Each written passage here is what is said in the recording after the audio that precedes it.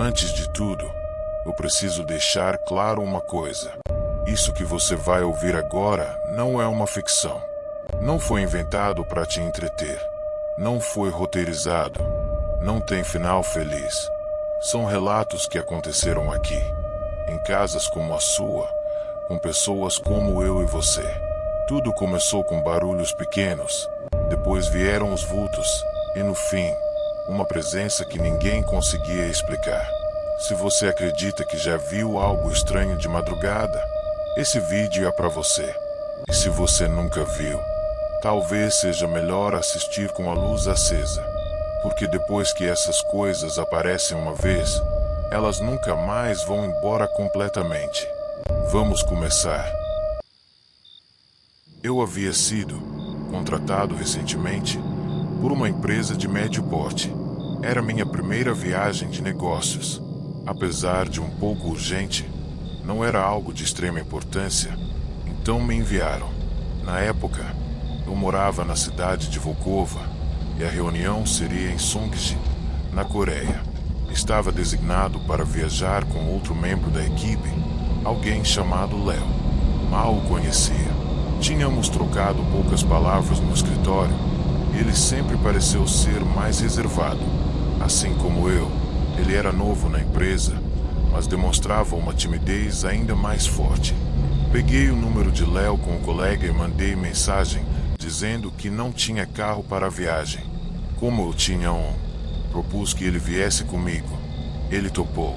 No dia da viagem, passei para buscá-lo na frente do prédio da empresa. Sabe aquela sensação desconfortável de estar no carro com alguém praticamente estranho? Foi assim. O silêncio era denso. Até que, em certo momento, o celular tocou. Pelo retrovisor, vi Léo atender. Assim que atendeu, ele disse, com voz irritada: "O que você quer, mãe?" Fiquei surpreso com o tom. Ele começou a gritar no telefone: "Como você tem coragem de me pedir dinheiro depois do que fez? Você jogou minha vida no lixo." A raiva era tão intensa que ele chorou e encerrou abruptamente a ligação. Fiquei desconcertado, mas não o julguei. Parecia ter um passado difícil. Para quebrar o clima tenso, falei: "Quer ouvir uma história de terror?" Expliquei que os coreanos costumam me chamar de alguém sensível a espíritos. Disseram que meus olhos e minha alma estão abertos, segundo alguns xamãs. Falei isso mais como uma piada, mas também, em parte, como um aviso. Não lembro bem o que conversamos depois. Foram tópicos aleatórios, só para aliviar a tensão. Chegamos em Songji, estacionamos no prédio da reunião e resolvemos tudo conforme o planejado. Como a viagem duraria 2 dias e uma noite, ficaríamos em um hotel. Decidimos deixar o carro no prédio e ir tomar uma bebida em um bar ali perto. Ao final da noite, estávamos prestes a voltar para o hotel quando Léo me disse que tinha alguns assuntos pessoais na área. Pediu que eu voltasse sozinho, já que conhecia o caminho. Concordei. Enquanto caminhava, um homem apareceu subitamente ao meu lado e perguntou: "Quer tomar uma bebida?" Lembro claramente de sua aparência. Tinha pupilas pequenas, era careca, e apesar de isso não ser estranho por si só, havia algo perturbador nele. Devia ter mais de 40 anos. Recusei educadamente, mas ao passar por ele, percebi que estava me seguindo em silêncio. O pânico começou a crescer. Liguei para Léo e contei a situação. Ele respondeu com calma: "Existem pessoas assim por aqui, mas pode ser perigoso. Não volte para o hotel ainda." Olhei ao redor e vi um beco. Entrei por ali para tentar despistá-lo. O homem continuava me seguindo. Liguei para Léo novamente. "Ele ainda está atrás de mim", falei. Léo perguntou onde eu estava, mas não havia placas nem nada. Só consegui dizer: "Tem muitos restaurantes por aqui." Ele me instruiu: "Entre no primeiro lugar com porta aberta e espera um pouco." Guardei o celular e comecei a procurar uma entrada qualquer. Uma porta me chamou a atenção. Era ligada a uma escada com corrimão decorado com luzes coloridas. Presumi que fosse um karaokê. Desci as escadas. Lá embaixo, havia uma porta de vidro. Atrás dela, um bar com balcão, cabines separadas por divisórias e o som reconfortante de pessoas conversando. 3 mulheres estavam sentadas no balcão. Eram extremamente bonitas e usavam roupas reveladoras. Fiquei surpreso ao perceber que provavelmente entrei num bar mais alternativo.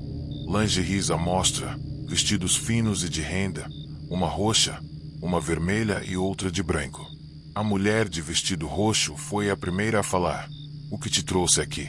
Desajeitado, expliquei que um homem estranho estava me seguindo e perguntei se podia me esconder ali por alguns minutos. Para minha surpresa, elas concordaram. Me levaram até uma cabine mais ao fundo. Se você sentar aqui, ninguém vai conseguir te ver da porta.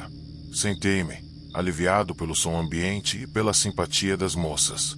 Resolvi tentar ligar para Léo novamente, mas percebi que não havia sinal algum, provavelmente por estar no subsolo. Resolvi esperar uns 20 minutos. 20 minutos se passaram. Agradeci às mulheres e disse que ia embora. No entanto, a moça de vestido branco me segurou pelo braço. Você não pode sair. Por quê? Um dos nossos funcionários acabou de subir e disse que o homem careca ainda está lá fora, te esperando. Meu sangue gelou. Voltei à cabine e decidi esperar mais 20 minutos. Ele não pode ser louco o suficiente para ficar 40 minutos me esperando. Pensei, mas algo me incomodava. Uma sensação estranha no estômago.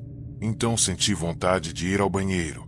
Me levantei, olhei ao redor e vi um palco no fundo do bar, com uma porta logo atrás. Imaginei que fosse por ali. Fui até a porta. Havia um elevador e uma porta com a placa banheiro feminino. Tentei abrir, mas estava escuro e vi uma escada descendo ainda mais. A outra porta, que achei ser o masculino, era só um depósito. Voltei ao salão confuso. A mulher de vestido vermelho apareceu. Onde fica o banheiro masculino? Perguntei. Ela apontou para onde eu tinha acabado de sair. Lá embaixo. Tem que descer mais um nível. Mesmo desconfiado, voltei, dessa vez, optei pelas escadas. O elevador era antigo e parecia estar desativado. Deixei a porta entreaberta para a luz do corredor iluminar o caminho e usei a lanterna do celular. Mas algo estava estranho. A escada parecia curta à primeira vista, mas eu descia, e aquilo nunca acabava. Decidi levantar o celular para iluminar mais à frente. Queria ver quanto faltava, e foi aí que quase deixei o aparelho cair. A uns 4 ou 5 degraus acima de mim, alguém, ou algo, estava subindo. Não era só uma pessoa. Eram várias, grudadas, como se fossem uma massa humana escalando em silêncio absoluto, subindo lentamente. Corri. Subi de volta desesperado e entrei no bar em pânico. Fui até o balcão. Antes que pudesse falar algo, ouvi uma voz atrás de mim. Samantha, eres tu? Era Léo. Ele estava sentado numa cabine com 2 amigos. Disse que, por coincidência, tinha vindo beber ali. Quase desmaiei de alívio. Contei tudo a ele. O homem careca, a escada, a falta de banheiro. Léo franziu a testa. O banheiro fica logo ali, do outro lado do palco. Mas uma das funcionárias me disse que tinha que descer. Eu acabei de usar. Não tem nada ali embaixo. Fui verificar. E ele estava certo. Nada descia. Fiquei confuso, mas deixei pra lá. Voltei para a cabine de Léo e pedi que voltasse comigo pro hotel. Ele disse que ainda ia beber com os amigos, mas que depois poderíamos ir juntos. Acabei ficando mais um pouco. Léo me ofereceu uma dose de soju e me apresentou aos amigos. Eles eram simpáticos, bem descontraídos. A tensão começou a diminuir. Comecei até a rir de algumas piadas. Levei o copo de soju à boca e parei. Havia uma pequena mancha de sangue na borda, exatamente onde meus lábios encostariam. Fiquei paralisado. Era sangue fresco. Olhei para Léo, esperando uma explicação. Talvez ele tivesse cortado a mão, mas ele apenas me encarava, com uma expressão vazia. Seus amigos também estavam olhando. Os 3, com o mesmo olhar, sem emoção alguma. Um calafrio me percorreu a espinha. E nervosamente tentei disfarçar. Bom, isso é estranho, né? Imediatamente, todos voltaram a rir, como se tivessem recebido um sinal. Riram alto, forçado, quase ensaiado. Senti o estômago revirar. Não bebi do copo. Um tempo depois, alguém subiu ao palco. A voz era linda, e me virei para ver quem era. Uma mulher, mas ela não tinha rosto. Onde deveria haver olhos, nariz e boca, havia apenas um buraco negro, vazio, como se sugasse tudo ao redor. Travei. Os outros continuavam sorrindo, elogiando a música. Que voz bonita, né? Disse Léo. Fiquei em silêncio, mas algo dentro de mim me forçava a perguntar. Vocês acham ela bonita? Um dos amigos respondeu. Não sei. Se ela canta aqui, deve ser talentosa. E o rosto dela? Rosto só pode ser bonito se ela tiver um. Léo respondeu, como se fosse uma piada. O copo que ele segurava escorregou da mão e se espatifou no chão. Nesse instante, os três começaram a rir como loucos. Levantei correndo. Fui até a porta do bar, querendo fugir, mas a mulher de vestido roxo me parou novamente. Ele ainda está lá fora. O homem careca. Você não pode sair. Por quê? O que é esse lugar? O que vocês são? Ela apenas sorriu. Um sorriso vazio, que parecia se esticar além do natural. E foi aí que percebi. Eu nunca deveria ter entrado naquele lugar. E agora, não sabia mais se conseguiria sair. Acordei. Pela primeira vez, percebi que nunca tinha contado a ele que o homem era careca. Tinha acabado de pensar isso quando notei que um homem estranho estava me seguindo. Um sentimento estranho tomou conta, como se eu estivesse na moda. Então resolvi me afastar e me esconder no meu próprio mundo. Longe de todos, comecei a tremer, pensando desesperadamente: como vou sair daqui? Quando alguém realmente é usado pelo medo, começa a agir mais rápido. Lembrei que havia outro restaurante do lado de fora do prédio. Corri até o elevador. Apertei o botão da vida repetidas vezes, enquanto a porta começava a se abrir com um barulho estranho e frágil. Duvidava que funcionasse, mas decidi confiar. Ela e eu entramos. Subimos ao primeiro andar, a porta se abriu e um corredor iluminado se revelou à minha frente. Saí do elevador e encontrei uma porta. Finalmente, quando abri, Pérez e uma sonda surgiram no meio da passagem. Estranhamente, antes não havia restaurantes ali. Presumi que se eu chegasse longe o suficiente, pelo menos um apareceria. Comecei a correr pelo chão de concreto empoeirado. Tive um vislumbre de um homem vestido com um uniforme de serviço de construção, de costas para mim. Gritei com licença, e ele começou a se virar lentamente. Para meu horror, percebi que a frente do seu rosto era idêntica às costas. A única coisa que mudava eram seus pés. Comecei a correr. Este é o dia em que vou morrer, pensei, olhando para trás enquanto corria. Acelerei mais que em um prédio e me vi voltando para o corredor, desejando que a área tivesse logotipos para me orientar. Fechei a porta, mas os passos dele estavam cada vez mais perto. Não havia para onde fugir. O elevador, lento e ineficiente, parecia minha única esperança. De repente, o elevador chegou. As portas se abriram. Assim que eu ia correr para dentro, ele também chegou. Achei que ele fosse me arrastar, mas ele me empurrou. Caí de cara no elevador. Quando olhei para cima novamente, fiquei em branco. Estava nas ruas de Seul, em plena luz do dia, e as pessoas passavam normalmente.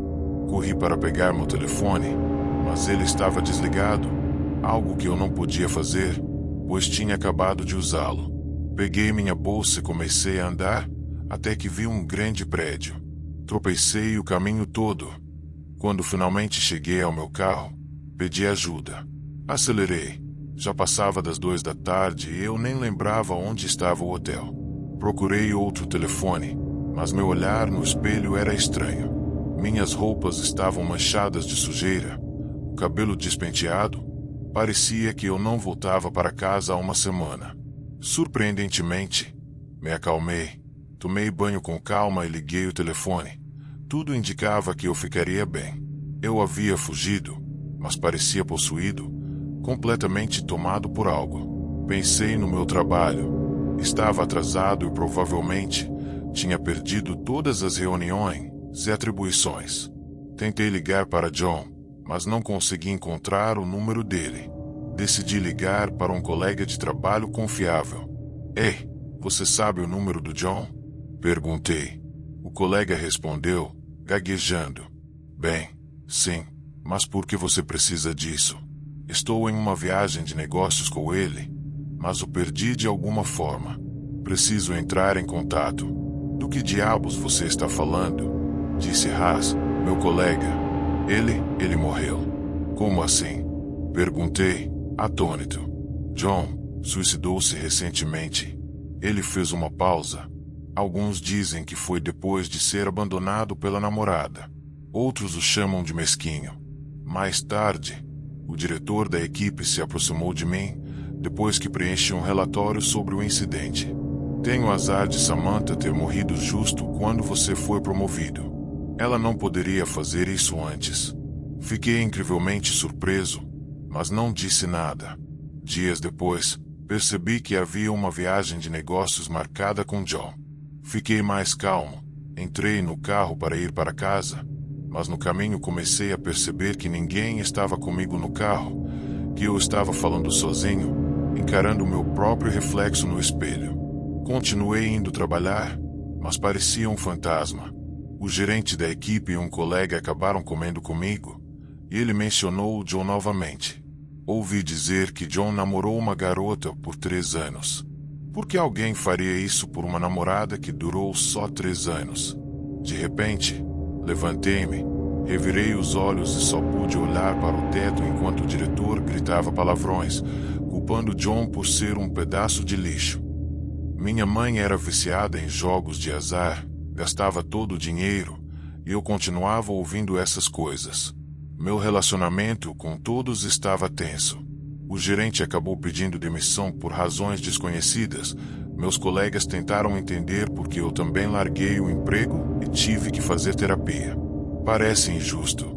Eu fui uma das poucas pessoas que não espalhou os rumores sobre John. No entanto, fui quem sofreu tudo isso. Mas talvez ele só precisasse desabafar e pensou que eu era a única pessoa para isso. Talvez eu fosse o único com quem ele poderia falar. Não sei se eram fantasmas querendo se juntar à diversão ou apenas invenção da minha cabeça. Na Coreia, xamãs são comuns. Não apenas usando bolas de cristal e cartas de tarô, mas alguns usam data e hora de nascimento ou características do rosto para prever o destino. Eles leem sua energia, fazem talismãs, uma prática cultural muito arraigada. Você já viu isso em filmes como Presença do Mal ou outros filmes de terror coreano envolvendo xamãs. Na Coreia, possuído pode significar o que conhecemos no Ocidente, um espírito tomando conta do corpo, ou um fantasma afetando a mente, segurando você de alguma forma. Eu nunca pensei que uma árvore pudesse ser perigosa, mas aquela noite mudou tudo. A casa estava silenciosa, exceto pelo som da chuva que tamborilava no telhado. Era uma daquelas noites em que a escuridão parece viva e cada sombra dança na parede com intenções próprias. Eu me deitei, olhando para o teto, tentando esquecer o que meus olhos insistiam em ver quando olhavam pela janela. A árvore no quintal. Grande, antiga, com galhos tortuosos que pareciam querer alcançar o céu e agarrar alguma coisa invisível. Minha avó costumava contar histórias sobre aquela árvore. Histórias que eu, menino, não levava a sério. Diziam que ela era um portal para outras coisas, que guardava segredos que podiam enlouquecer quem ousasse ouvir. Eu ri daquelas histórias por muito tempo, mas naquela noite, olhando para ela, senti um arrepio que não conseguia explicar.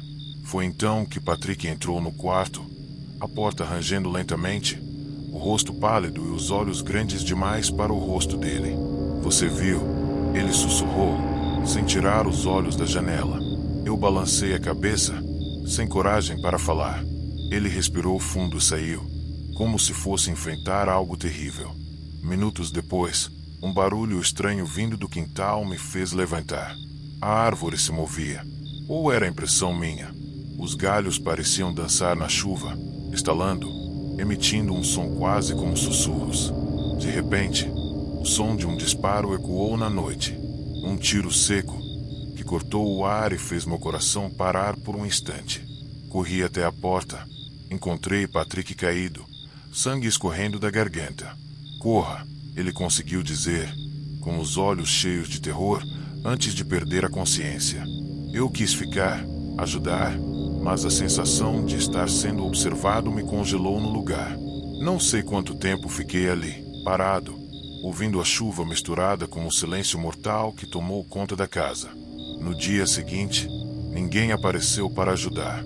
Minha mãe chorava no quarto, tentando ignorar a tragédia, e Robbie, meu irmão mais novo, não dizia uma palavra. Ele só olhava para a árvore. Greg, nosso vizinho, sempre cético, desapareceu naquela mesma noite. Diziam que ouviam gritos vindo do bosque atrás da casa, mas ninguém se atrevia a ir até lá. Eu sabia que a árvore não era normal. Eu podia sentir uma presença nela, algo vivo, quase consciente. Durante as noites seguintes, a árvore parecia ganhar força. Seus galhos arranhavam as janelas, suas folhas sussurravam nomes que eu nunca tinha ouvido antes. E eu sentia, cada vez mais forte, que estava preso em um pesadelo do qual não podia acordar. Uma noite, decidi que precisava entender o que estava acontecendo. Peguei a lanterna e saí de casa, os passos pesados no gramado encharcado. A chuva havia parado, mas o ar estava carregado, pesado como se a própria natureza estivesse segurando o fôlego. Quando me aproximei da árvore, senti um frio cortante que parecia penetrar até os ossos. Olhei para cima, para seus galhos retorcidos, e ouvi um sussurro, baixo, quase imperceptível. "Volte." Mas eu não podia. Algo dentro de mim, uma mistura de medo e curiosidade, me empurrou para mais perto. Foi quando vi, no tronco da árvore, marcas que pareciam mãos cravadas na madeira, como se alguém tivesse tentado se libertar, e um brilho estranho, esverdeado, que pulsava em ritmo com o meu coração. De repente, uma voz dentro da minha cabeça gritou: "Corra, agora!" Eu não pensei duas vezes. Corri de volta para casa, sentindo como se a árvore tentasse me prender, como se seus galhos fossem tentáculos invisíveis agarrando minha alma. Desde aquela noite, nada mais foi igual. Eu sei que a árvore ainda está ali, esperando. E eu escrevo isso para você, porque talvez seja a última chance de alguém saber o que aconteceu. Se você ouvir uma árvore sussurrar seu nome, não olhe para ela. Não se aproxime, porque algumas raízes enterram mais do que terra. Eu moro na antiga casa da minha falecida avó, uma construção simples e aconchegante que repousa serenamente no sopé de uma colina. Esta colina, coberta por árvores e arbustos, parece proteger a casa de intempéries e barulhos externos, criando uma espécie de refúgio natural. Estamos situados nos arredores de uma pequena cidade europeia, um lugar onde o tempo parece correr de forma diferente, mais lenta, talvez, mais propícia à contemplação e à quietude. Divido essa casa com meu gato, meu companheiro constante e silencioso. Ele não é apenas um animal de estimação. Para mim, ele é mais do que isso. É minha alma gêmea, minha melhor amiga, aquela presença constante que traz conforto e aconchego às noites solitárias. Quase todas as noites seguem a mesma rotina, um ritual silencioso que compartilho com ele.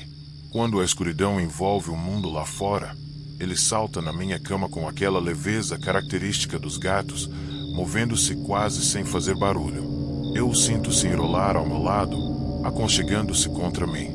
Depois de alguns toques suaves no meu estômago, aquele toque que só um gato confortável costuma dar, ele se acomoda, ronronando baixinho, uma música tranquilizadora que preenche o silêncio da noite. Então, ele adormece por um tempo, enquanto eu, muitas vezes, acordo só para acariciar atrás de sua orelha, sentindo a maciez de seu pelo, Então ele volta a dormir, tirando uma soneca tranquila na minha barriga, aconchegado ao meu lado. É assim que gostamos de passar as noites, em companhia silenciosa, em uma troca de calor e afeto simples e sincero. Mas, naquela noite em particular, algo foi diferente. O salto na cama foi o que me acordou. O pouso foi mais pesado, menos suave do que o habitual. Meu gato, geralmente um saltador delicado e ágil, pareceu pesar mais. Talvez ele tivesse ganhado algum peso, pensei, ainda meio adormecido, querendo voltar ao mundo dos sonhos.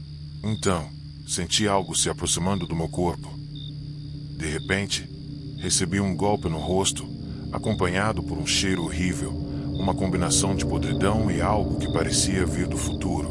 Um cheiro tão ruim que quase paralisou meus sentidos. Não era meu gato.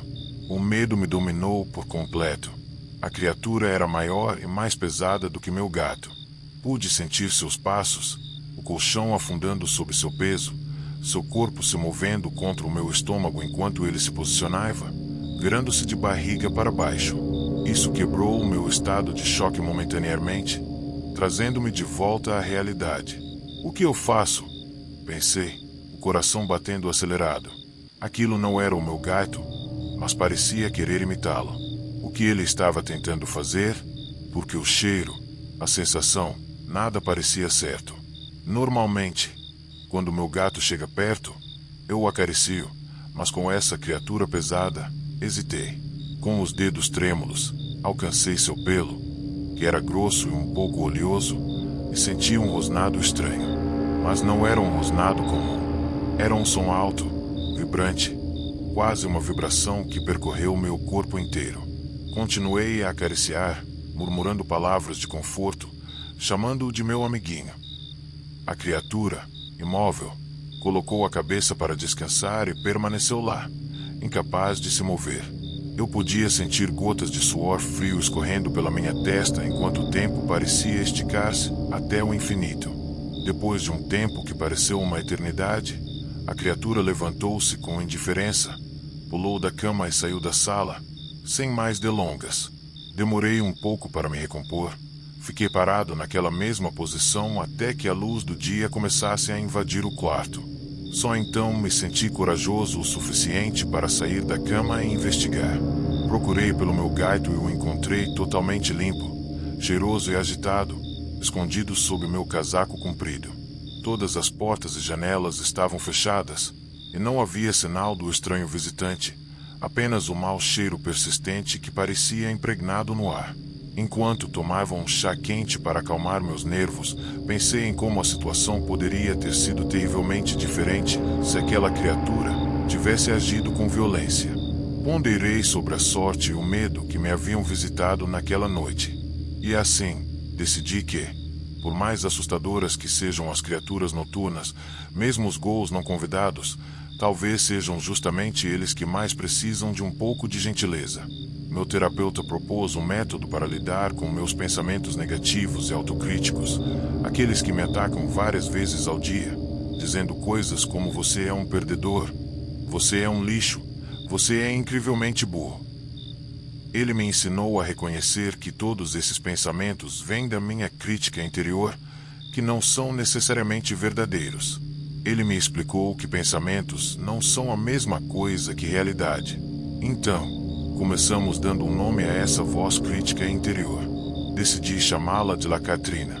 Para ajudar a visualizá-la, desenhei como imaginava sua aparência. Uma mulher alta e magra, com um nariz comprido e afiado, lábios apertados e uma carranca constante. Era uma forma engraçada de lidar com meus pensamentos negativos. Quando Lacatrina me dizia que eu era um fracasso, eu respondia em voz alta: "Cale a boca, Lacatrina." Com o tempo, comecei a criar tiras em quadrinhos, apresentando Lacatrina como uma vilã desajeitada e estúpida, enquanto minha protetora, chamada Harry, era a heroína da história. Desenhei histórias em quadrinhos, praticando como responder a Lacatrina, dando a Harry uma voz mais firme e confiante. Com essa prática, comecei a sentir um equilíbrio interno mudar. Ganhei um pouco mais de confiança, e um raio de sol começou a romper as nuvens escuras que me acompanhavam há tanto tempo. Foi numa noite dessas que a voz infantil e aguda de Lacatrina sussurrou ao meu ouvido, brincando com meus medos. Ela estava ali, perto de mim, seu hálito frio roçando minha orelha. Eu estava paralisado, incapaz de me virar, os olhos fixos à frente. Ela dizia coisas como "você não quer saber como eu realmente sou", com um tom provocador e quase musical. Aterrorizado, mas determinado, eu preparei-me para qualquer movimento, mesmo que meus dedos se recusassem a desenhar ou a se mover. De repente, um flash branco e vermelho iluminou o quarto, e ela apareceu diante de mim, rosto pálido, lábios vermelhos e dentes caninos afiados, olhos penetrantes que me fitavam, um olhar infernalmente baixo e quebrado. Suas mãos frias apertaram as laterais da minha cabeça, enquanto me ordenava a levantar a cabeça. Naquela mesma noite, enquanto a tensão da presença dela ainda pairava no ar, pensei no meu passado.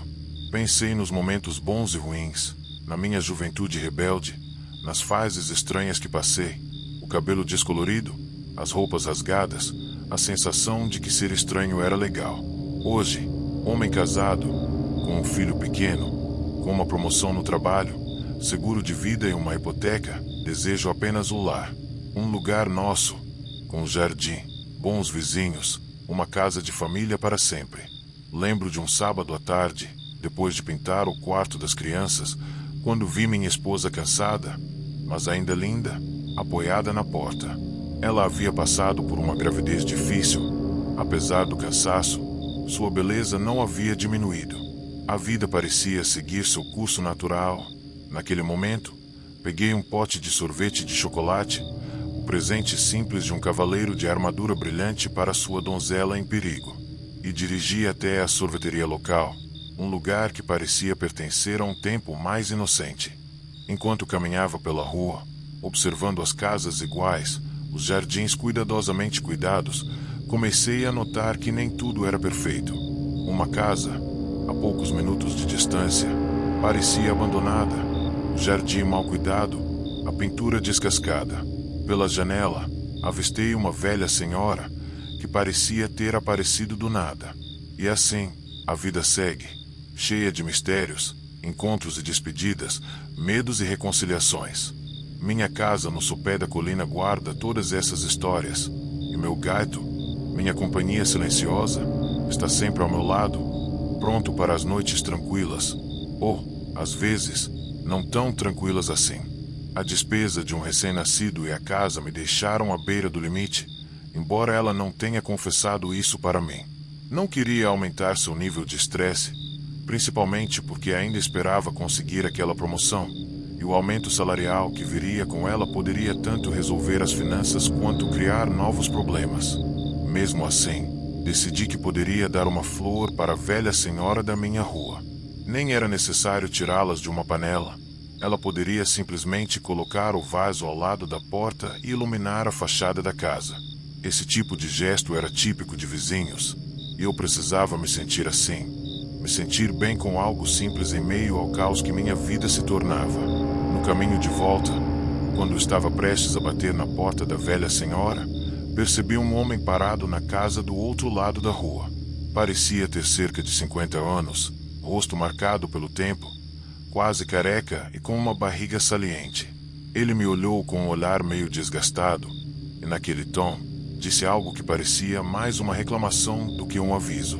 Quis fazer meu bom humor desaparecer um pouco, então sorri e disse, como um vizinho curioso, quase intrometido: "Boa tarde. Só estou deixando essas flores para a velhinha que mora aqui. Achei que poderiam alegrar o dia dela." O homem franziu o senho, respondeu secamente: "Nesta casa ninguém mora." Comecei a argumentar, mas fui interrompido. Ele me cortou dizendo que ninguém morava naquela casa, que eu deveria seguir meu caminho. Eu já tinha problemas demais e não queria discutir com o vizinho novo, então apenas me afastei. Deixei o vaso perto do poço, ao lado da caixa de correio no meu jardim da frente, pensando no que faria com ele depois. Entrei em casa e minha esposa ficou encantada com o sorvete que eu trouxe. Seu beijo me fez esquecer o desconforto daquele encontro estranho. No dia seguinte, meus pensamentos voltaram para a velha senhora e o homem estranho. Como poderia ser possível que ninguém morasse naquela casa? Será que eu não conhecia a vida difícil o suficiente para entender isso? Decidi investigar. Liguei meu laptop e procurei informações sobre a propriedade.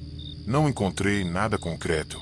Só achei alguns artigos em um site de notícias local, incluindo uma matéria sobre a inauguração da urbanização. Em uma das fotos, um jovem casal recebia uma chave grande das mãos de algum diretor das construtoras. Logo abaixo havia um link: o fim trágico da história de um casal. Assustado, mas curioso, cliquei. A matéria dizia que a vida de um casal de idosos terminou em tragédia na semana passada, um assassinato-suicídio. Os corpos foram encontrados na casa onde viveram por mais de 70 anos.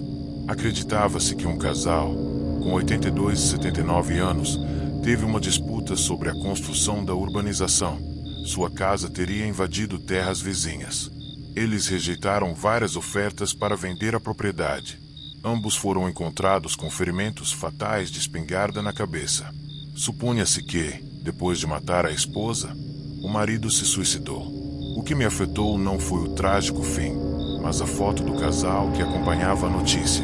Era a velha senhora que eu tinha visto na janela, na casa que, segundo o vizinho, não existia.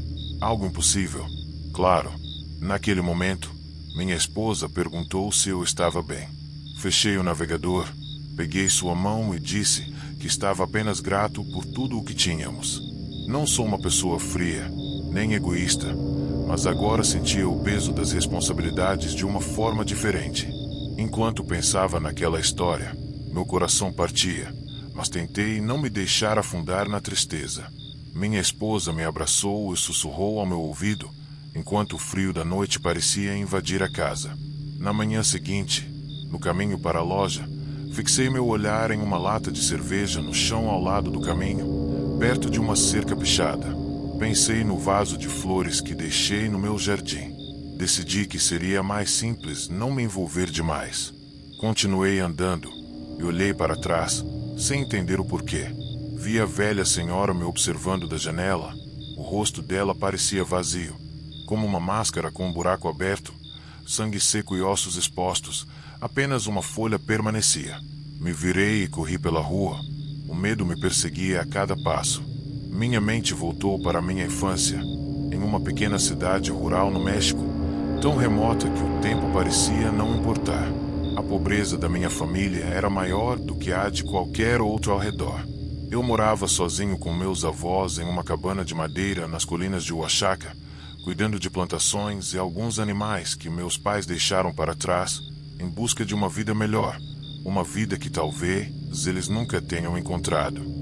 Lembro-me de procurar por horas nos campos qualquer fruta que pudesse comer, arrancando insetos que se escondiam nas goiabas amarelas e mordendo-os antes de guardá-los em uma cesta, na esperança de que durassem dias. Escovava meus dentes com sabonete, pois não podíamos comprar uma escova normal. Quando tinha 8 anos, minha avó ficou doente. Dores agudas no peito e nos braços a deixaram curvada. Meu avô e eu a carregamos para a clínica, onde nos disseram que, se tivéssemos chegado um segundo depois, ela teria morrido. Diagnóstico: insuficiência cardíaca congestiva. O coração dela não funcionava direito e a expectativa de vida era curta. O transplante foi descartado. Ela era muito velha. Meu avô, perturbado, esperava do lado de fora da clínica, preocupado com o futuro, com o dinheiro que não tínhamos, com meu pai que havia partido. Ele rezava em silêncio. Alguns dias depois, voltamos para casa com minha avó. Ela estava deitada na cama, uma sombra da mulher alegre que eu conhecia. Numa noite, meu avô me acordou e disse que precisava fazer algo. Carregava um facão e uma gaiola de madeira. Eu não entendia o motivo, mas ele me fez prometer silêncio. Com a luz da lâmpada, seguimos para a escuridão da noite, ele carregando a gaiola. Depois de uma longa caminhada, chegamos a uma entrada escura na parede de uma caverna, cercada por árvores mortas. O ar era pesado, parecia que tudo ali havia decidido morrer. Senti um arrepio e quis fugir, mas meu avô continuou. Lá dentro, ele soltou uma galinha branca na gaiola e, com um movimento rápido, cortou seu pescoço. O líquido quente escorreu por minhas mãos e eu desviei o olhar. Quando o cheiro fétido da caverna nos atingiu, ouvi o som de um cavalo relinchando. Um barulho estranho, correntes arrastando pelo chão. Havia algo maligno naquela caverna, algo que não devia estar ali. Eu não sabia o que estava acontecendo, mas sabia que aquela noite marcaria para sempre minha vida. Meu avô sussurrou algo incompreensível, uma prece antiga, enquanto a galinha cessava seus movimentos. O ar ficou ainda mais pesado, e a escuridão da caverna parecia se fechar ao nosso redor como um manto de sombras vivas. Eu não conseguia desviar o olhar do chão ensanguentado, sentindo uma mistura estranha de medo e fascínio. De repente, um ruído metálico ecoou nas profundezas da caverna. Correntes se arrastavam lentamente, como se algo, ou alguém, despertasse ali, preso há muito tempo. O som parecia vir de trás de uma cortina de pedras, onde uma fresta escura se abria como uma boca silenciosa. Meu avô apertou minha mão com força, seus olhos brilhando na penumbra. "Temos que ir", ele murmurou, com a voz tensa. Mas era tarde demais. Uma presença tomou forma diante de nós, uma sombra difusa que se moldava e se contorcia como fumaça no ar, formando um rosto que parecia uma máscara feita de ossos quebrados e fragmentos de vidro. Eu queria correr, mas minhas pernas não obedeciam. O medo congelou meu corpo, e a única coisa que consegui fazer foi fechar os olhos, esperando que tudo aquilo fosse apenas um pesadelo. Quando os abri novamente, o rosto tinha desaparecido, e o silêncio voltou a dominar o espaço. Meu avô puxou-me pelo braço, quase me arrastando para fora da caverna. Ao emergirmos na luz fria da madrugada, ele olhou para mim com um olhar profundo, carregado de uma tristeza ancestral. "Nunca fale sobre isso", ele disse, sua voz firme, mas trêmula. "Há coisas neste mundo que não devemos despertar." Voltei para casa com o coração acelerado e a mente cheia de perguntas sem resposta. Minha avó, naquele dia, parecia mais serena, mas eu sabia que o tempo dela estava acabando. Naquela mesma noite, acordei com o som abafado de passos no corredor. Minha avó caminhava pela casa, apesar da doença. Quando a luz do corredor caiu sobre seu rosto, percebi que seus olhos não estavam mais lá. Só havia um vazio escuro, como poços sem fim. Antes que eu pudesse gritar, ela sussurrou: "Cuide do que deixamos para trás." E desapareceu. A partir daquele dia, minha vida nunca mais foi a mesma. Entendi que havia uma linha tênue entre o mundo dos vivos e o dos esquecidos, e que minha família carregava um segredo sombrio, passado de geração em geração. Voltei àquela casa na rua desconhecida, a casa da velha senhora que não existia. Agora eu sabia por quê. Aquele lugar era um portal, um limiar onde o passado e o presente se encontravam, onde as histórias enterradas voltavam para assombrar os vivos. Eu deixei o vaso de flores no jardim como um tributo silencioso, um pedido para que aquelas almas encontrassem a paz que eu ainda buscava para minha família. E naquele instante, enquanto o vento soprava suave, uma pétala branca voou até meus pés, como um sinal de que, apesar de tudo, a esperança ainda florescia entre as sombras. Nos dias que se seguiram, tentei desvendar o enigma que minha família carregava, mas a cada passo, sentia como se forças invisíveis me puxassem para trás, tentando proteger os segredos enterrados no tempo. As sombras da caverna, o rosto feito de ossos quebrados, o vazio nos olhos da minha avó. Tudo fazia parte de um ciclo antigo, uma maldição que só poderia ser quebrada por quem estivesse disposto a enfrentar o desconhecido. Foi então que, numa noite de tempestade, recebi uma carta sem remetente. As palavras escritas com tinta negra falavam de um ritual antigo, um caminho para libertar as almas aprisionadas, se silenciar a maldição que assombrava minha linhagem. Sem hesitar, voltei àquela casa que ninguém mais podia ver. Com o coração apertado e as mãos trêmulas, repeti as palavras do ritual, uma prece antiga que minha avó havia sussurrado uma última vez. A terra tremeu sob meus pés, e uma luz tênue emergiu do vaso de flores que deixará no jardim. As sombras começaram a se dissipar, os murmúrios do passado se calaram, e senti uma paz profunda, como se um peso imenso tivesse sido retirado de minhas costas. No silêncio que se seguiu, compreendi que o passado, por mais obscuro que fosse, podia ser enfrentado e transformado. Ao amanhecer, a casa desapareceu, e com ela, o portal entre os mundos. Mas o vaso de flores permaneceu, agora florescendo com uma beleza serena, sinal de que a esperança e a renovação sempre encontram um caminho, mesmo entre as sombras mais densas. E assim, com a maldição quebrada, pude finalmente olhar para o futuro, livre para construir minha própria história, sem medo do que o passado havia deixado para trás. Eu nunca acreditei nessas histórias de fantasmas, assombração, essas coisas, até começar a ver um vulto preto toda madrugada aqui em casa. Eram umas 3, 4 da manhã, sempre a mesma hora, que eu acordava com uma sensação ruim, como se tivesse alguém olhando. Aí eu levantava, olhava para o corredor da sala, e lá estava ele, uma sombra preta, grande, meio desfocada, que parecia se mover devagar, quase flutuando. Nunca fazia barulho, só ficava ali, parado, como se estivesse esperando alguma coisa. No começo eu pensei que era coisa da minha cabeça, mas aí minha irmã também começou a ver. Uma noite ela levantou para ir no banheiro e viu o vulto parado no pé da escada, olhando fixo para ela. Ela ficou paralisada, sem conseguir nem gritar. Depois disso, ninguém mais quer andar sozinho à noite. A gente deixa a luz acesa, tranca tudo, mas o medo não passa. Tem hora que parece até que o vulto está mais perto, como se pudesse atravessar as paredes. Se você mora numa casa antiga, num bairro tranquilo, e começa a sentir um frio estranho ou aquela sensação de estar sendo vigiado no meio da madrugada, fique esperto, porque esse vulto preto que ronda aqui não é brincadeira, não é lenda, é real. E quando você olhar para o corredor e ver aquela sombra, igual a que a gente vê, saiba que não é só sua imaginação. É melhor ficar em silêncio, porque às vezes o silêncio é a única coisa que mantém essa coisa longe. Se você também já viu algo estranho na sua casa ou teve alguma experiência parecida, comenta aqui embaixo. Eu quero ler sua história. E se esse vídeo te arrepiou, deixa o like, se inscreve no canal e ativa o sininho, porque toda semana eu trago relatos reais e assustadores que acontecem nas casas brasileiras e talvez na sua também. Compartilha com aquele amigo que acha que assombração não existe. E lembra, se você acordar de madrugada e ver um vulto no corredor, não olha por muito tempo. Até o próximo vídeo. Boa sorte para dormir hoje.